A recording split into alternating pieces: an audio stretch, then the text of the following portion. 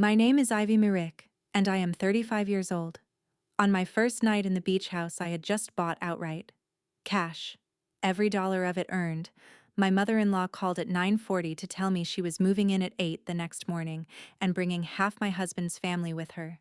She said, "My son said it's fine." I looked at my husband. He looked at the floor. Then she added the part I still hear in the wind.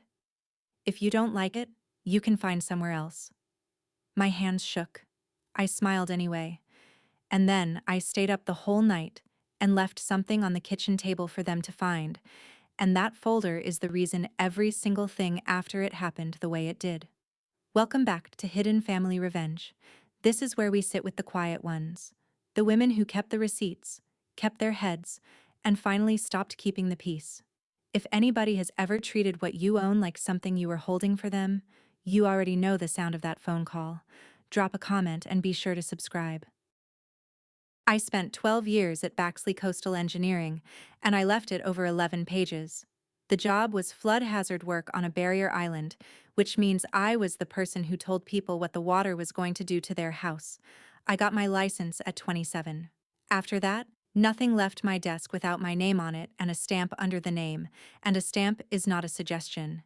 It is a promise that if this thing hurts somebody, you can come find me.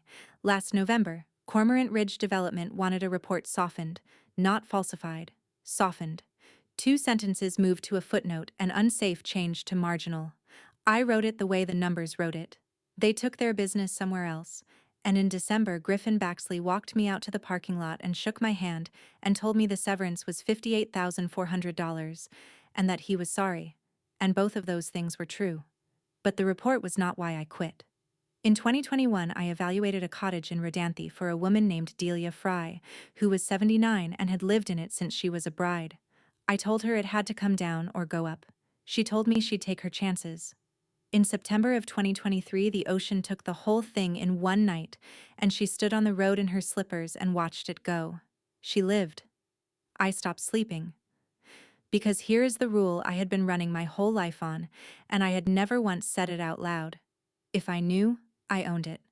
So I put my seal in the top drawer of my drafting table and promised myself I would never sign my name to a building again. The cottage sits in Salvo, down on Hatteras Island, in a row of 9 houses that face the ocean across a low line of dune. It was built in 1974. It is gray, it is small, and it stands 8 feet off the sand on 8 round wood pilings, which is the entire reason it is still there when better-looking houses are not. I paid $329,000 for it in cash, severance, and 12 years of not going anywhere, and a car I drove until the seats gave out. The closing was in a lawyer's office in Monteo on a Tuesday in May, and it took 40 minutes.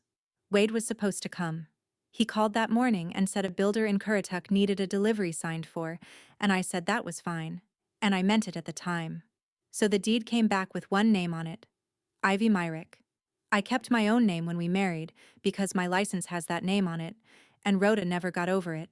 I had a plan for that house and I had costed it out to the dollar. 3 years.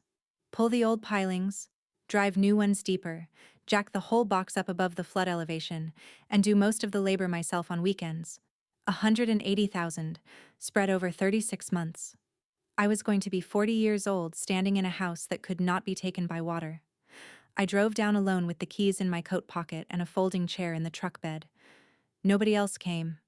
I remember noticing that, and I remember deciding it did not mean anything. The first night was everything I had paid for. Wind coming off the water, the whole house breathing with it, the sound of the surf coming up through the floor instead of through a window. I made coffee at 8 at night because I could. I sat in the folding chair in an empty front room, and I did not think about anybody's roof but mine. Wade got there around 9. He carried in one duffel bag and sat on the edge of the mattress and asked if there was signal, and I said sometimes. At 9:40 my phone lit up with his mother's name. Rhoda does not open a call with hello. "We're moving in tomorrow," she said. "My son said it's fine." I did not say anything for a second, and in that second I heard Denny in the background telling somebody where to put a cooler. So it was already loaded. It had been loaded before she dialed. I looked over at Wade. He had his phone in his hand and his eyes on the floorboards, and his thumb was not moving. He knew. He had known for days. "Rhoda," I said, "this is my house." She said, "It's Wade's house too, honey. That's how it works." And then, in the pleasant voice she uses at church suppers, she said the thing I will hear for the rest of my life. "If you don't like it, you can find somewhere else." My hands were shaking so hard I had to set the coffee down on the sill. I want you to understand that I was not afraid of her. I was afraid of what I already knew about myself, which is that I fix things, and that a person who fixes things can be lived in like a house. So I smiled at the dark window. I asked her what time they'd get here. She said 8. I did not go to bed.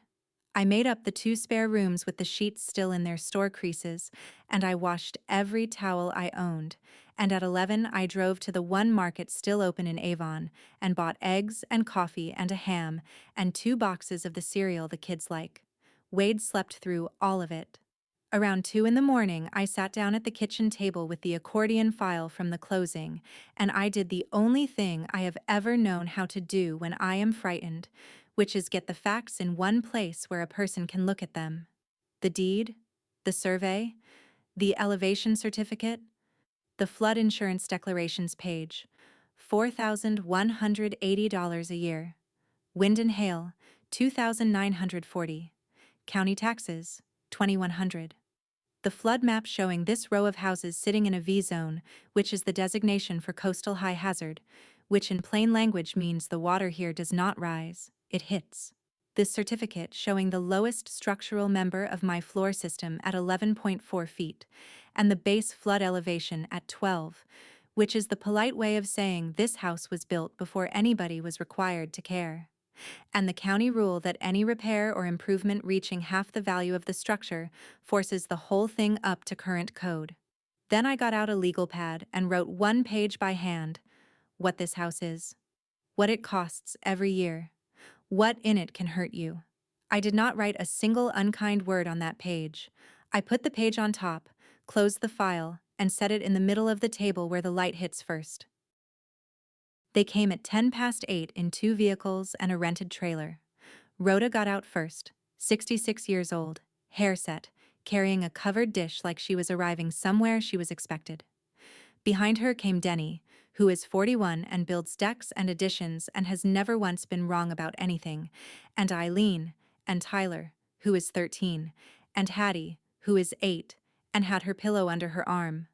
Rhoda climbed my outside stairs the way you climb your own. She got to the top ready for a fight, and there was not one. The beds were made, the coffee was hot, the refrigerator was full. She stopped in my doorway with the dish in her hands and looked around my kitchen, and for about 4 seconds she had no idea what to do with her face. That was the surprise. Not a trap. A ready house, and the truth about it. I said, "You're welcome to stay here. Sit down and read this first." And I handed her the folder. Deed, survey, elevation certificate, flood map, insurance, taxes, and my page on top in my handwriting, plain as a grocery list. What it is, what it costs, what can hurt you. Denny reached for it before she did and started reading numbers out loud in the voice men use when they are pricing something. Rhoda took it out of his hands. She did not open it. She weighed it, the way you weigh a thing you have decided about already, and she set it on the counter facing away from her. I said, "Read it or don't." Then I said the other part. Nobody in this family gets to say they weren't told. She smiled at me with real warmth, and she patted the folder twice and she said, "Sweetheart, a wife doesn't own a house. She keeps it." Then she went and opened my cabinets one by one to see what she had to work with. Later that day I saw her carry the folder to the window, open it, and stand there a long time with the appraisal page.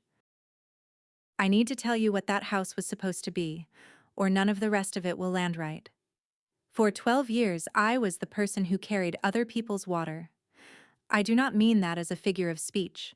I mean that when a family in Buxton got a letter saying their house was now in a hazard zone, I was the one who sat at their table and explained what that meant for their insurance and their children and the rest of their lives. I did that 4 or 5 times a month. And every single time, some part of me took the outcome home. If they listened, it was fine.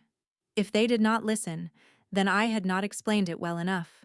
That was the arithmetic in my head, and it never balanced, and I ran it for 12 years until I could not sleep. So the plan was simple. One roof. Mine. A house where the only person whose risk I was carrying was me, and where, if the water came, the only signature on the consequences would be my own. I put my drafting table in the corner of the back bedroom, the one that faces the sound side, because in the evening the light comes off that water flat and gold, and you can see the fairy channel markers from there. I bought a good chair. I put my rolls of drawings in a milk crate underneath, and the seal in the top drawer. And I told myself the drawer would stay shut for 3 years while I worked on my own pilings with my own hands. That was the whole dream. It was not a large one. The morning after they arrived, I came out of the bathroom, and the table was gone. Denny had carried it out to the storage shed under the stairs. He had done it at 6 in the morning, by himself, sweating, being helpful. Tyler needed somewhere to sleep, and my back bedroom was the room they picked. So the table went, and a twin bed came, and nobody asked me, because in their arithmetic asking me would have been the rude part. I stood in the doorway of a room that was mine on Monday and was a boy's room on Saturday.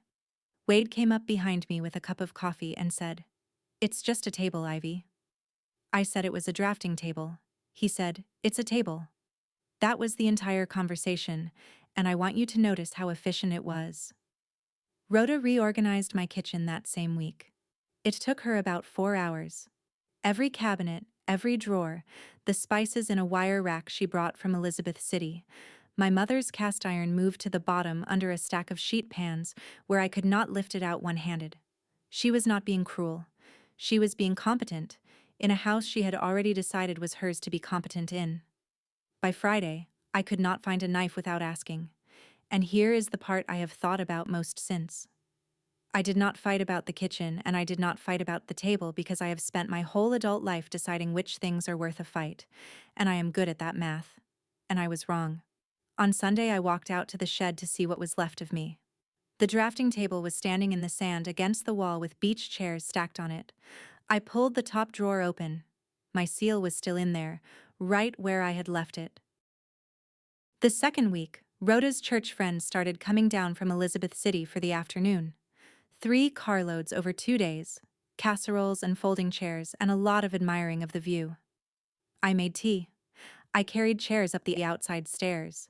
And every time a new woman came through my door, Rhoda put a hand on my arm and said, "This is Wade's wife." That was the whole introduction. Not my name. Not what I do, which is a thing people usually find interesting, because nobody expects the woman handing them iced tea to be the one who signs off on whether their house stands up. Wade's wife. By the 4th time, I had stopped keeping score, because keeping score was going to be a job and I already had one. Then a woman named Perline asked me how long the cottage had been in the family. In the family. She was being friendly. She had no idea she was reading me the deed. I said I bought it in May. She looked confused and glanced at Rhoda, and Rhoda laughed and said, "It's all the same pot, Pearl." Everybody laughed. I laughed. Hattie was under the table with a coloring book, and she looked up at me because children can hear a wrong note. Later I stood at the sink and washed 9 glasses and thought about how you can lose a thing in public with everyone smiling. That night at supper, Rhoda said she wanted to sit down with all of us about how the household was going to run. She said it kindly. She said we should do it Sunday, when Wade was off.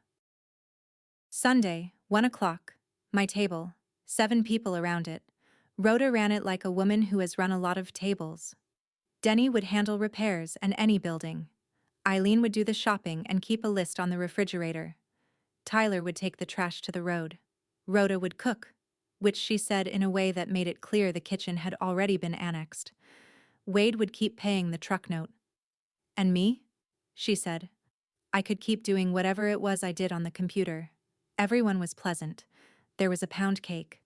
Then she folded her hands on my table and said, "Now, the other thing."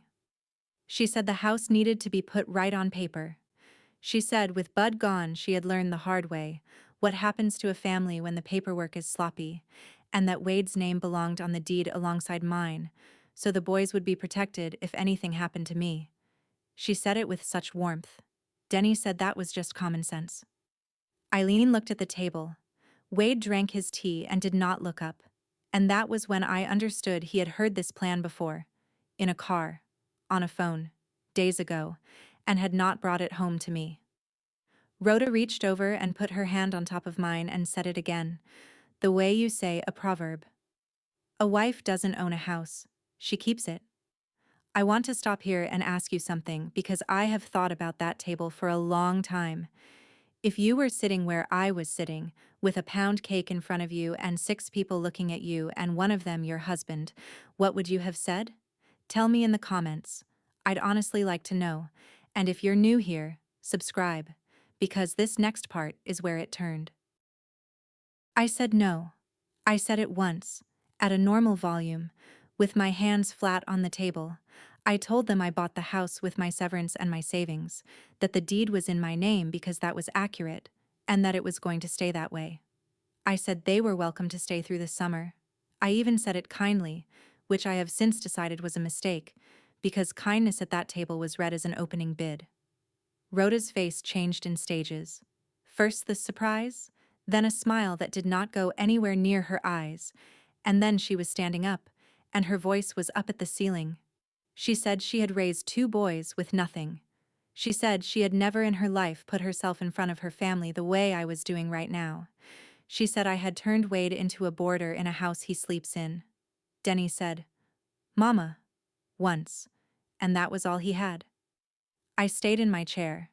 I did not raise my voice, and I did not get up, and I did not leave the room, because I have found that the person who stays seated usually finds out the most. She ran out of air eventually and went out on the deck. Later Wade came and stood next to me at the sink with a dish towel he never used. He said, "You didn't have to do that in front of everybody."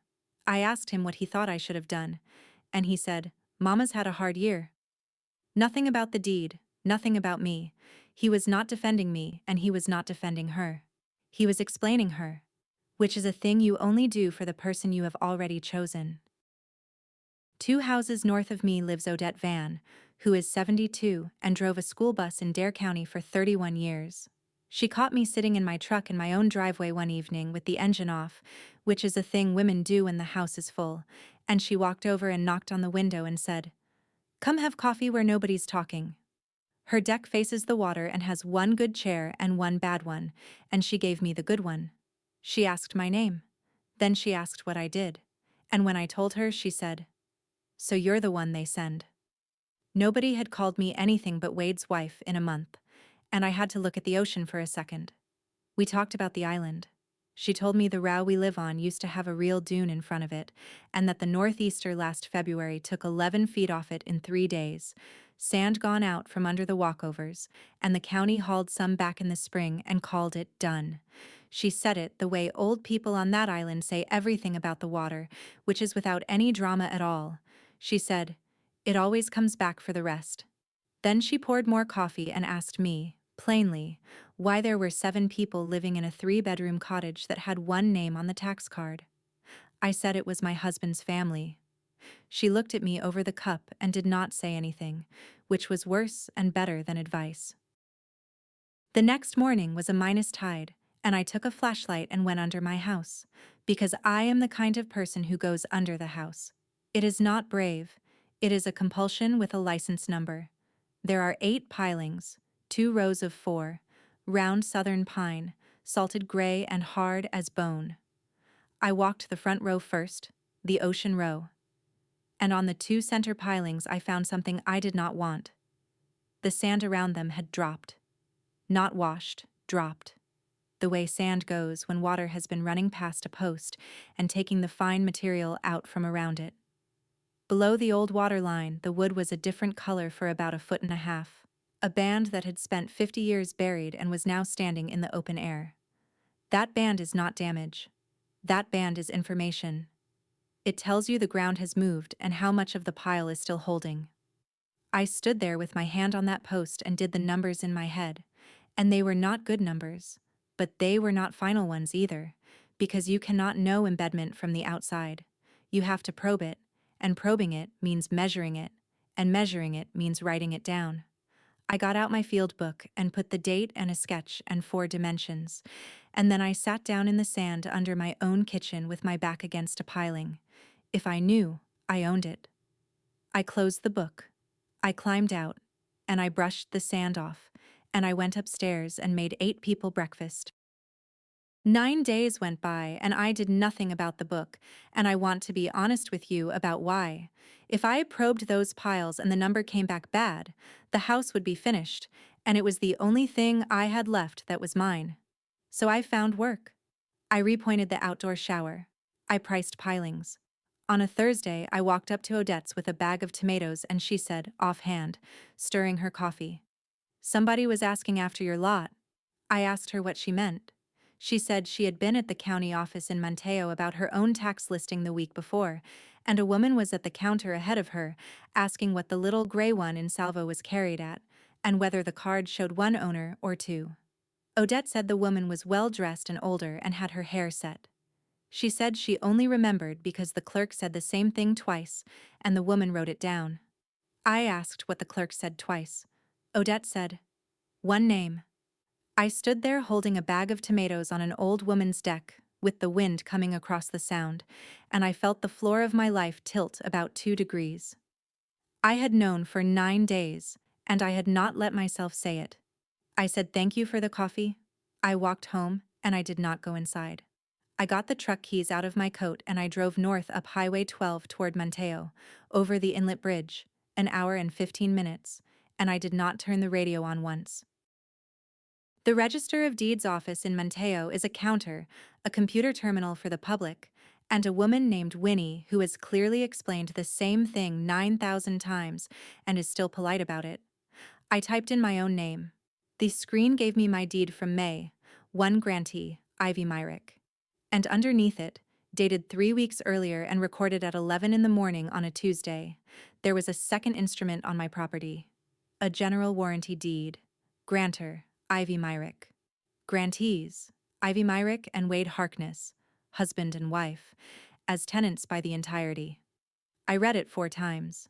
I asked Winnie for a certified copy and she charged me $4 and stamped it and slid it across.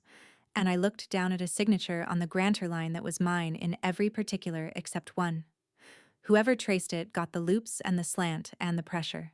They missed the tail of the Y, which I cut short in a way I do not think about and have done since I was 9 years old. The notary block was filled out in a hand I did not know. Dwight Teague, Pasquotank County. Commission expiring next March. I asked Winnie a question I already knew the answer to, because I wanted to hear a person say it. I asked whether the owner of a property gets notified when something is recorded against it. She said, "No, ma'am, we record what's brought to us if it's in proper form." She said it gently, because she could see my hands. I said thank you. I walked out to the parking lot and I did not scream, and I did not call anybody. I folded that certified copy in half and put it in the inside pocket of my coat. It stayed in that pocket for the next 4 months. I could tell you where it was at any hour of any day. And driving home over the bridge, with the sound flat and gray on both sides, I understood exactly how they had known the appraisal number. I waited until the house went quiet. Around 11 I asked Wade to come out on the deck, and I handed him the certified copy, and I watched his face while he read it. Here is what I was waiting to see. Shock. A man reading a thing he has never seen, going still, then getting loud, then getting in a truck and driving to his mother's. I have replayed those 8 seconds more times than I want to admit. He did not go still. He turned it over to see if there was more on the back. Then he handed it back to me and said, "Mama said it was just a formality." I asked him if he had signed it. He said yes. I asked him when. He said the 2nd week of June, at his mother's kitchen table in Elizabeth City, on his lunch hour, and that he had signed his own name in front of the notary, and that he had not asked where mine came from because he assumed I had signed it another day. He looked me straight in the face when he said that last part, and it was the only lie in it. I asked him why he never told me, and my husband of 11 years, standing on a deck I paid for, said, you would have said no. Not I'm sorry. Not I'll fix it. He was not confessing. He was explaining a reasonable decision. He went to bed after that. I sat out there in the folding chair with the paper in my lap until the sky went gray over the water, and by the time the sun came up, I had stopped waiting for anybody in that house to be on my side. Hollis Barrow practices in Monteo out of a converted house with a magnolia in front, and she charges $350 an hour, and she is worth every dollar because she does not make you feel better. I put the certified copy on her desk. She read it twice, put on a second pair of glasses, read the notary block, and started laying out the bad news in a row like cards. 1. Forging a signature on a deed is a felony in this state, but that is a criminal matter, and it belongs to the district attorney, not to me. 2.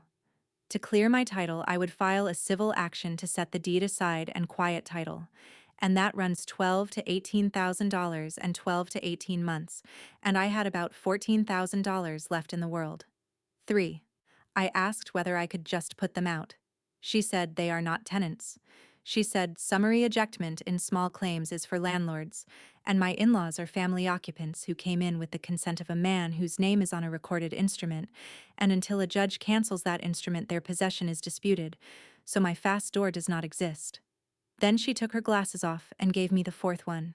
She said North Carolina divides property by equitable distribution, and that the name on a deed does not decide how property gets classified. She said I bought the house during the marriage with severance and savings earned during the marriage, which makes it marital property almost certainly, whatever the deed says. She said, Ms. Myrick, even if you win all of it, he still has a claim.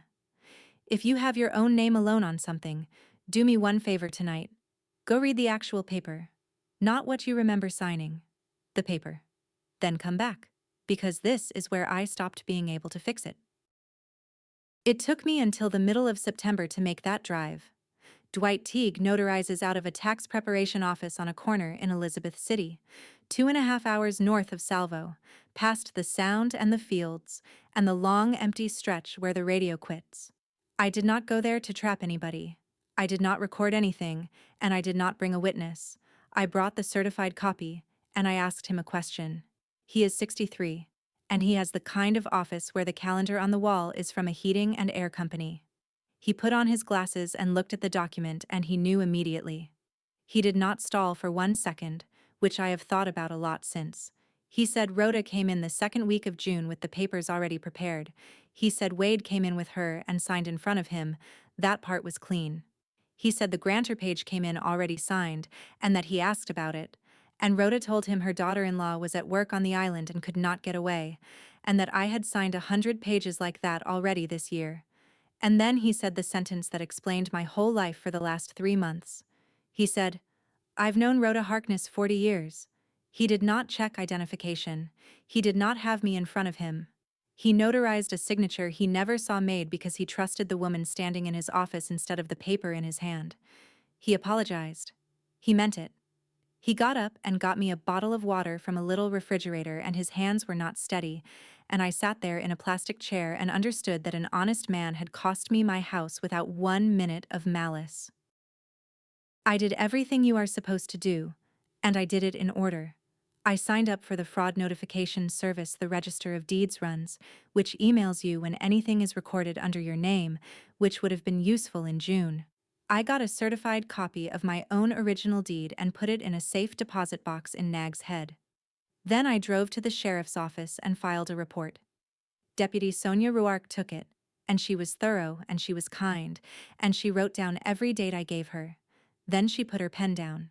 She said the district attorney's office would look at it. She said, in the careful way people talk when they are telling you the truth in advance, that a forged instrument case usually lives or dies on the person who was in the room. She said the person in the room was my husband. She said, Ma'am, if he tells the truth, he tells on himself.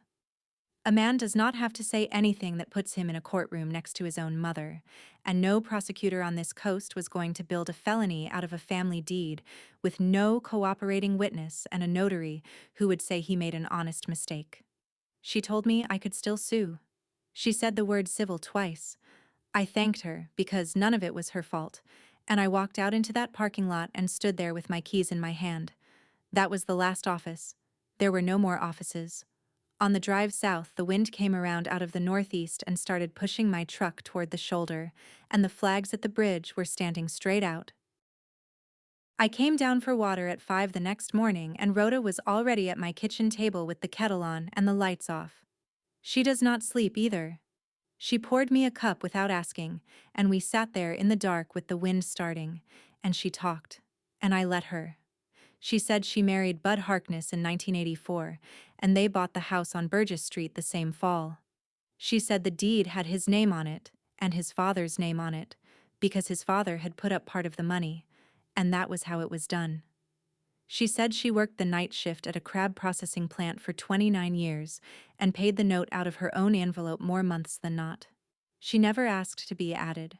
She said asking would have meant she did not trust him, and a woman who does not trust her husband has already lost. Bud died in 2019. In 2024, Denny brought her papers at that same table and explained about the taxes, and she signed where he pointed. And the house on Burgess Street sold in April, and she has not had one thing with her name on it since. She told me all of that in a level voice, holding a cup, at 5 in the morning, and I want to be truthful with you. It broke my heart. And then she set the cup down and turned it into a knife. She said, "So don't you sit there and tell me a woman owns a house." She said, "A woman keeps it. She keeps it for her people, and her people keep her." She was not asking me to forgive her. She was telling me why she was right. The wind hit the window behind her, hard enough to move the glass in the frame, and neither of us looked at it. It blew for 3 days out of the northeast, the last week of September. Not a hurricane. Hurricanes get names and warnings and everybody leaves. This was the other kind, the kind that just sets up offshore and leans on you, 40 knots for 72 hours, and it does more to a beach than a hurricane does, because it does not stop. On the second morning, the ocean came across Highway 12 at the S-curves above Rodanthe, and the county closed the road. And that is the only road. So nobody was going anywhere. 7 of us in a 3-bedroom cottage with a screened porch. The power went at noon and came back at 4, and went again. Eileen cooked on a camp stove on the deck under the overhang. Denny narrated the storm from the window like a man calling a ball game. Tyler played cards. Rhoda made biscuits in a dark kitchen without one complaint, and I will give her that until the day I die. Hattie could not sleep because of the noise the house makes, which is a low groan through the floor when a gust loads the frame, and she came and found me on the couch at 2 in the morning and asked me if the house was breaking. I taught her to count the seconds between the shutters. 11, then 14, then 9. I told her that as long as she could count, the house was doing exactly what it was built to do, which was true, and I told her not to be scared, which I did not know. On the third morning, the wind went slack all at once the way it does. I got my flashlight and my tape and a length of rebar out of the truck, and I went down the outside stairs while everybody was still asleep. The beach in front of my house was 4 feet lower than it had been on Sunday. The dune had a scarp cut into it like somebody had run a knife down the whole row, and the walkover stairs at the van place were hanging in the air. Under the house, the sand had gone out in long troughs following the water. I went to the ocean row. Around the 2 center pilings there was a scour hole at each one, and I measured the deeper one at 3 feet 2 inches below the surrounding grade, and then I drove the rebar down beside the pile to find where the compacted material started. What I got back told me those 2 piles have lost most of what was holding them. I went up to the girder they carry. The bolted connection on the north one had opened. There was a gap between the pile and the beam where the bolt had wallowed the hole out, and the whole assembly had worked, and I put 2 fingers into it up to the second knuckle. A house on pilings does not fail because a piling breaks. It fails because a piling moves, and then the load goes somewhere it was never meant to go, and then it happens in about 4 seconds. I sat down in the wet sand under my own kitchen floor, with my back against the good piling, and I could hear Eileen walking around up there making coffee. I sat there for 15 minutes. I did not say a word to anybody. And that was the problem, because I was the only person on this island who could look at that gap and know what it meant. I called Fern Bissett.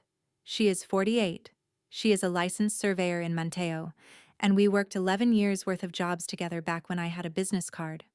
I told her what I had and asked her what she charged.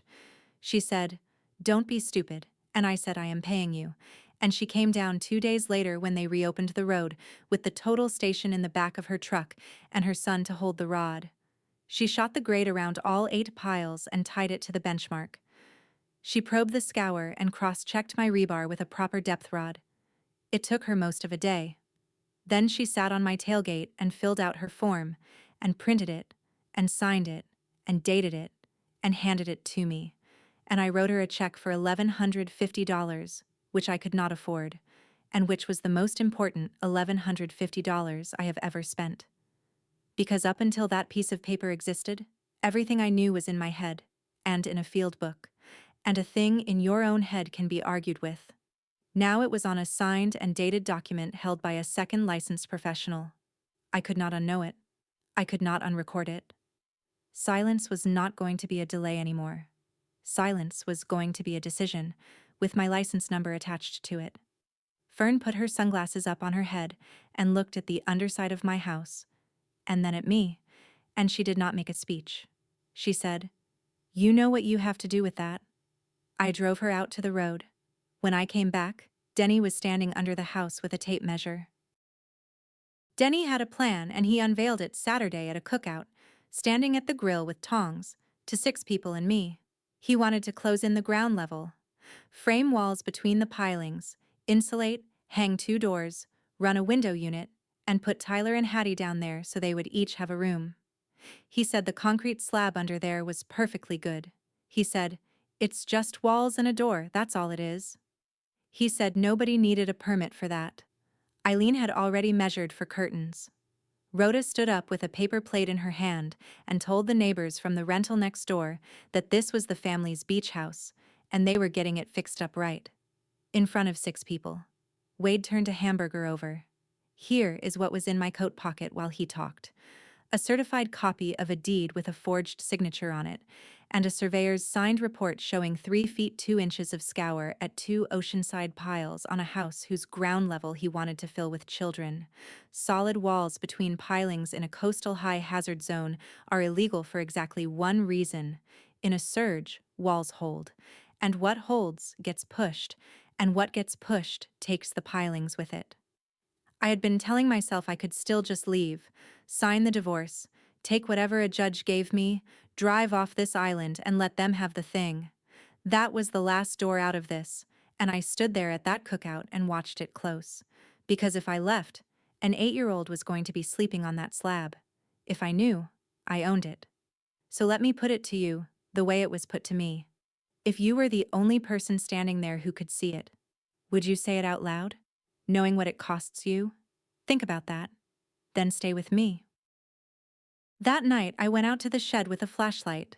The drafting table was still against the wall with the beach chairs on it, and I moved them off and pulled the top drawer, and there was my seal, in its case, where it had been since December. I had not held it in 7 months. It is a heavy little thing, cast metal, about the size of a stapler, and it makes a sound when you squeeze it that I could pick out of 100 sounds. I sat down on an overturned bucket in the sand and held it in both hands. I thought about Delia Fry standing on Highway 12 in her slippers. I had spent 4 years believing my mistake with her was that I did not push hard enough, that if I had been more forceful, the woman would have listened and kept her house. Sitting on that bucket, I finally saw it the other way around. My mistake was that after I told her, I took the answer home and carried it. And now I was doing the same arithmetic on myself. If I wrote what was true, I lost the house, the money, the 3 years, and every plan I had. If I did not write it, I kept the house, and I slept above 2 children on a slab under a pile that had moved. There was no version where I got both. There has never been a version where anybody gets both. I went inside and got a legal pad, and I sat down at the kitchen table where the folder had been on the first morning, and I clicked a pen. I wrote it the way we write them, which is to say, flat. Property address and parcel number. Date of inspection. Description of the structure. One story on 8 round timber piles, built in 1974. Lowest horizontal structural member below the base flood elevation. Observed conditions in order, with dimensions. Scour depths at the 2 center ocean row piles. Loss of embedment. Separation at the pile to girder connection on the north pile, measured. Reference to the surveyor's grade certification attached as an exhibit. Then the paragraph that does the killing, and it is always 3 sentences long. In my professional opinion, the structure has lost adequate foundation support at the oceanside piles. The structure is not safe for occupancy in its present condition. I recommend it be vacated and posted. I read it 4 times and I did not soften anything, and I knew what softening meant because I had been asked to do it in November and had walked out of a job over it. Then I signed my name, Ivy Myrick, and the license number, and I set the seal on the paper and squeezed it and heard that sound in my own kitchen at 2 in the morning. And here is the part I did not expect. My hands stopped shaking. They had been shaking on and off since the 9th of May, and they stopped. The question I had been carrying since I was 27 was whether a person who sees the danger has the right to walk away from it. Sitting there, I finally had my answer, and it is not the pretty one. You do get to walk away. You do not get to walk away quiet. At 6:40 the next morning, I put the letter and Fern's exhibit in a folder, and I went down the stairs without waking anyone. Dare County Building Inspections is in a low brick building in Manteo with a parking lot that fills by 8. I did not mail it. I did not have Hollis send it, because a lawyer sending it would have made it a maneuver, and it was not a maneuver. I stood in line behind a man getting a permit for a hot water heater. The room smelled like paper and coffee. There was a clock over the counter with a second hand you could hear. When it was my turn, I gave the letter to a plans examiner in a golf shirt, and he read the first page, and then he stopped reading like a person and started reading like an inspector, which is faster and goes to the back first. He read my conclusion paragraph. He looked at Fern's exhibit. Then he looked up at me and said, "Are you the owner of this property, ma'am?" I said yes. He said, "You're the owner and the engineer of record on this letter." I said that was correct. He was quiet for a second and then he asked me, and he was not being unkind, "Do you understand what happens now?" I said yes. I said I was the one who wrote what happens now. He asked whether anybody was living in the structure. I told him 7 people, including 2 children, and I watched his whole posture change. He walked it back to the floodplain administrator's office himself instead of putting it in the tray. When he came back, he said a team would be out within 24 hours and that I should tell the occupants today. Nobody applauded. Nobody knew. I walked out to my truck past a man arguing about a septic fee, and I sat behind the wheel in that parking lot and let myself cry for about 90 seconds, and then I drove home to tell them. They did not believe me. That is the part people leave out. I came in and told them all at the kitchen table, plainly, with the surveyor's report in my hand, and Denny laughed at me and said this house had been standing since before I was born. Rhoda said I was doing this to run them off. Wade did not say anything, which by then was his entire vocabulary. So for 18 hours the 7 of us went on living in a condemned house, arguing with the woman who condemned it. And then, at 10, the next morning, 2 county trucks came down the sand track and parked in my yard. A building inspector and a man from floodplain, both in boots, both carrying lights. They were under that house for 40 minutes. When the inspector came out, he had wet sand up to his elbows and he did not look at anybody in the yard. He went to his truck for the placard. It is orange, about the size of a sheet of paper, and it goes on the front door with red tape. And it says the structure is unsafe and occupancy is prohibited. He gave us 7 days to remove personal property. Eileen started crying and took Hattie down to the water. Denny got in the inspector's face about the slab, and the inspector said evenly, "Sir, step back. I've got a piling with 2 inches of bearing." Tyler stood there holding a video game. Wade finally spoke, and he said one thing, and it was to his mother. He said, "Mama, get your medicine out of the bathroom." Rhoda walked over to me across the sand very slowly and stopped a foot away, and her hands were shaking, and for the first time in 11 years, she was the one who could not keep her voice down. She said, "You did this." And I looked at her and said the truest thing I have ever said out loud. I wrote it down. The ocean did it. That evening, I found her sitting on the outside stairs with her pocketbook in her lap, which is what she does instead of packing. I sat down 2 steps below her so she would be higher than me, because I did not need to win that. I gave her all of it, straight, the way I would give it to a client. 7 days to be out. Once the county posts a structure, the insurance is not going to carry it, so the house was not going to pay for itself. 30 days, give or take, before I could get a demolition contractor down here, so anything she wanted out of that house she had a month, not a week, and I would haul it in my truck. I told her what a rental in Monteo runs in the off-season and what it runs in June. I gave her every number I had. And then I stopped. I did not call anybody for her. I did not find her a place. I did not offer her a room. I did not put down a deposit. And I did not say the sentence that had been sitting in my throat for 11 years, which was some version of "we'll figure it out." She waited for it. She was still waiting for it when I stood up. She said, "And where am I supposed to go, Ivy?" And she said my actual name, which she had not done since the church ladies came, and I said, "I don't know." Then I said the rest of it. "But you know what I know, and you know it a month early." I told her the same